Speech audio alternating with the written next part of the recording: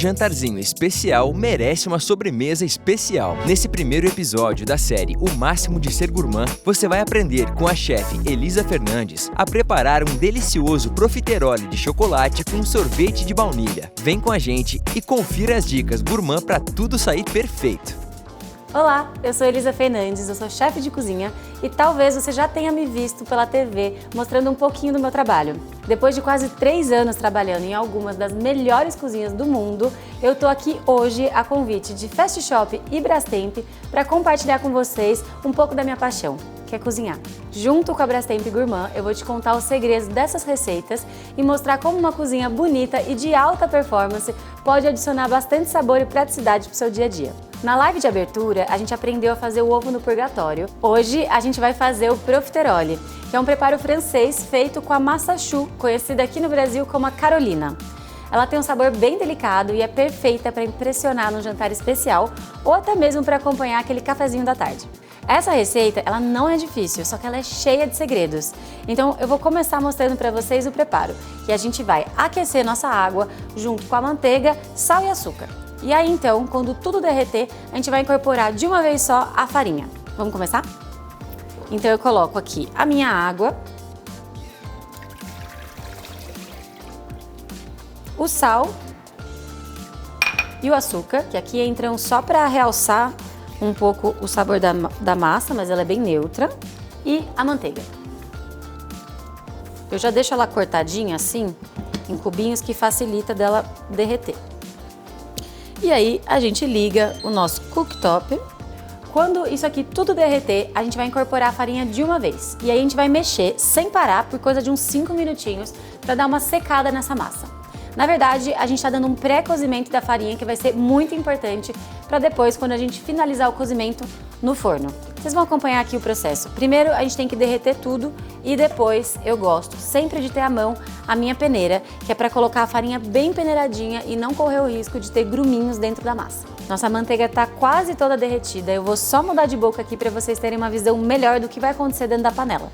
Que essa massa ela vai mudar de aspecto bem rapidinho e é importante vocês manterem a atenção visual mesmo para entender como que ela passa nos estados diferentes que ela vai alcançar. Então aqui eu vou mudar de boca, colocar numa temperatura média para alta. Nossa manteiga já derreteu toda. Eu vou aproveitar para então peneirar minha farinha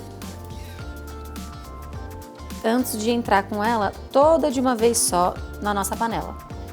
Agora a gente então adiciona toda a farinha de uma vez e mexe sem parar. No começo ela tava tipo sem liga nenhuma, toda esquisita, meio não uniforme. Aí conforme a gente vai mexendo, ela já vai ganhando uma liga, tá vendo? E aí a gente vai mexer, então coisa de 5 minutos trabalhando o braço, que o meu já tá cansado. Mas tudo bem, porque é a academia que você vai precisar fazer para depois morrer de comer profiteroles. E o objetivo aqui é a gente fazer esse pré-cozimento da farinha. Tem gente que diz que é para secar a massa. Eu desconfio que é mais para fazer esse pré-cozimento, mas aí fica também da sua escola, vamos dizer assim. Tem gente que fala uma coisa, tem gente que fala outra. O importante é realmente cozinhar aqui durante pelo menos 5 minutinhos, porque senão depois a gente não tem a estrutura final da nossa massa. Outra referência legal para a gente ficar atento, além da coisa dos 5 minutos, é sentir o cheiro da massa. No começo você vai sentir bastante o cheiro da manteiga. E aí, conforme você vai cozinhando, vai subindo um cheiro de coxinha mesmo, sabe? E aí é o ponto que a gente sabe que a massa já teve o seu pré-cozimento perfeito. E aí, braço, braço, braço, braço, braço.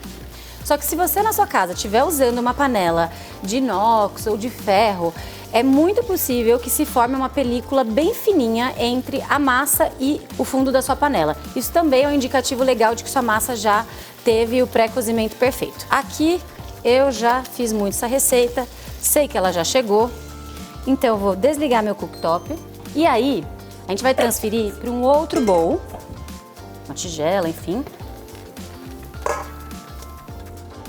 Porque a gente precisa dar uma leve esfriada nessa massa, porque o próximo passo aqui é a gente adicionar os ovos. E aí, para adicionar o ovo, é aquele grande segredo que eu falei que a massa tem vários segredos, esse é um deles. Então, o que acontece? Como a gente tem que adicionar os ovos, essa massa, ela não pode estar muito quente, porque senão ela vai coagular o ovo e vai virar meio que um omelete, sabe? Pedacinhos de ovos, que é super indesejado para esse preparo. Então, a gente transfere para um outro bowl, que já está mais gelado do que a nossa panela, dá umas mexidinhas aqui para ele dar uma leve esfriada, e aí então a gente adiciona os nossos ovos um a um. E aí sobre os ovos também tem uma outra questão, que é a seguinte. Eu vou mostrar para vocês o ponto que essa massa tem que atingir. Muitas vezes esse número de ovos vai variar. Então se seu ovo é maior, menor, se a sua farinha puxa mais ou menos umidade, enfim. Muitas variáveis fazem com que essa quantidade de ovos varie muito. Então, fica atento ao ponto dessa massa e a gente vai colocando aos poucos os ovos, tá bom? Mas primeiro esperar ela dar uma esfriada. Agora, essa massa vai passar de novo por essa transformação do estado dela, que é um pouco esquisita. Vocês vão ver que agora ela tá assim um pouco pegajosa. Depois a gente vai colocar o ovo e ele vai custar a se incorporar na massa e você vai de novo achar que talvez não deu certo. Mas você continua mexendo e essa massa vai incorporar de uma vez só o ovo. E aí então você tá pronto para colocar o próximo ovo, tá? Vou mostrar. Olha, nossa massa já deu uma primeira esfriada, agora a gente vai adicionando os ovos, então. Sempre quebrando um a um. E olha só o que eu falei, a gente incorpora o ovo, mistura aqui na massa. Ele custa querer incorporar, tá vendo? Só depois então que esse ovo já foi completamente incorporado, aí a gente tá pronto para colocar o próximo ovo. Lembrando que eu nunca coloco direto na massa, porque se esse ovo tiver estragado, alguma coisa assim, eu perco todo o preparo. Então, a gente bate e quebra num recipiente separado e aí então adiciona dentro da massa. Pronto, eu acredito que já cheguei aqui no ponto da massa. Vou mostrar pra vocês a textura que ela fica, olha só. Bem lisinha. E aí tem um outro truque para saber também se a massa está no ponto certo, que é encontrar o ponto de V, que é isso aqui, ó. Quando a gente sobe com a massa, e aí quando ela cai, ela faz esse V, tá vendo? Isso daqui é um indicativo de que ela tá na consistência correta. E agora é só colocar num saco de confeiteiro, que pra quem não conhece, é esse utensílio aqui. A gente vai usar um bico comum, redondo, mas você pode escolher o bico que você quiser, pitanga, aqueles com desenho, não importa. Eu vou optar por o mais clássico que tem, que é esse redondo. A gente mede aqui até onde ele vai. Em seguida. E aí é só torcer a ponta do nosso saco e colocar ele aqui pra dentro, para que a gente possa colocar a massa aqui e que ela não escorra através do bico, pra gente conseguir pingar ela. Daí eu dobro minha manga aqui, ó, também para não fazer muita sujeira no saco de confeitar e conseguir colocar a minha massa de forma mais prática. Então, coloco aqui minha massa.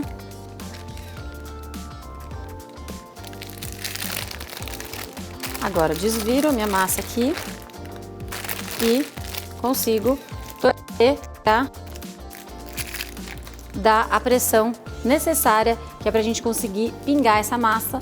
Então a gente torce, vou só apoiar meu saco de confeiteiro aqui para dar uma limpada na bancada, certo? Agora é só a gente pingar nossa massa em bolinhas para levar para assar. Aqui eu estou usando um silpá. Para quem não conhece, é esse tapetinho de silicone, muito útil para você reutilizar várias vezes para assar todo tipo de massa. Se você não tiver o silpá, não tem problema, você pode usar o papel manteiga convencional.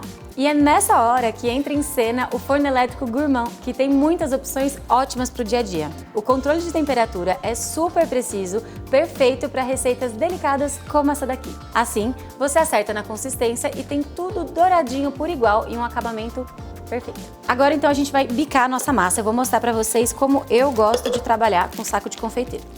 Então a gente posiciona ele assim, 90 graus em relação à placa, pressiona até o tamanho que a gente quer, chegou no tamanho que a gente quer, a gente para e faz uma torcidinha. Então de novo, tamanho que a gente quer, parou, tira uma...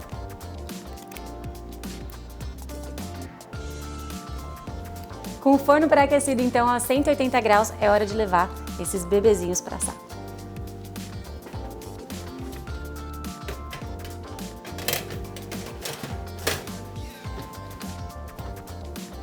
Para fazer a famosa calda de chocolate, a gente vai usar o micro-ondas de embutido da linha Gourmand. Assim, a gente vai derreter o chocolate sem correr o risco de queimar, porque a gente está trabalhando com alta performance. E falando em alta performance, eu quero contar para vocês que esse micro-ondas tem a função de gratinar, que eu pessoalmente acho o máximo. E é uma pena que a gente não vai usar esse gratinar na nossa receita, mas pelo menos eu vou derreter o chocolate. Então a gente vai derreter o nosso chocolate e ao mesmo tempo vamos aquecer o creme de leite fresco.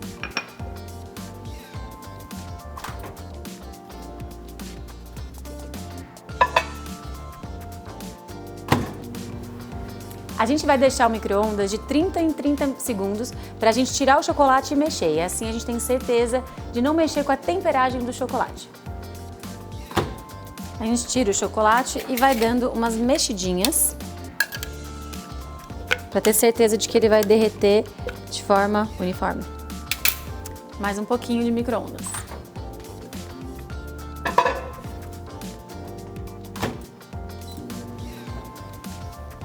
Nosso chocolate já está bem derretido. E o creme de leite aquecido. Daí agora, para finalizar a calda, é muito fácil. Só unir os dois e misturar bem. E a gente verte o creme de leite, misturando até incorporar tudo. Olha só, no começo a calda fica um pouco líquida, mas tá tudo certo. A gente vai levar para a geladeira coisa de uns 20, 30 minutos para ela dar uma firmada e aí então ela vai estar finalizada. Olha só que linda. Agora, antes de levar para a geladeira para essa calda terminar de firmar, a gente vai precisar colocar um filme em contato para evitar de formar uma película na nossa calda. Então, eu gosto de dobrar assim. E a gente coloca aqui diretamente em contato para evitar essa película. E aí, geladeira, 20, 30 minutos, timing perfeito para o nosso profiterole sair do forno.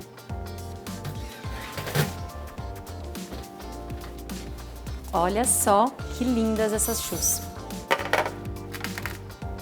Agora a gente vai colocar para descansar nessa grade, que é para ela ventilar e poder esfriar de forma bem homogênea.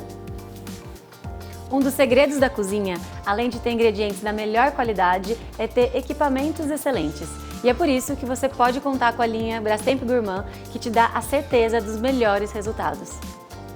Bom, chega de papo e vamos montar essa receita? Profiteroles é a massa choux recheada com sorvete e a nossa calda, que é para dar aquele tchan. Então, para montar essa sobremesa, como eu vou fazer? Eu vou cortar a minha choux ao meio.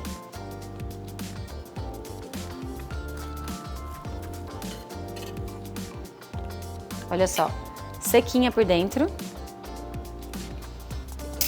A gente separa as tampinhas e vamos rechear com o sorvete de baunilha e finalizar com essa calda de chocolate maravilhosa. Então a gente recheia aqui a nossa choux. E mais uma generosa bola de sorvete, que você pode escolher o sorvete que você preferir. Daí é só fechar com o chapéuzinho.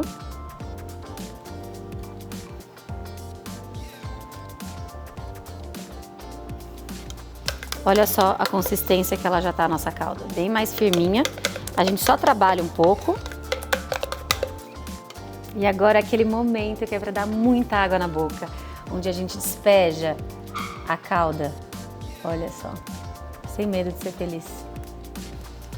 Além dos produtos que eu usei aqui na receita, a linha Gourmand ainda tem uma coifa super eficiente com iluminação, uma adega Dual Zone e muito mais. Então confere no site ou no aplicativo da Fast Shop e, é claro, fica de olho nos próximos episódios. Agora eu vou me deliciar com os meus choux. No próximo episódio, vamos preparar uma receita campeã para receber os amigos em casa: o gratinado de batata com bacon e vinho branco. Então, inscreva-se no nosso canal no YouTube, ative as notificações e fique de olho nas novidades no Facebook e no Instagram para não perder nada.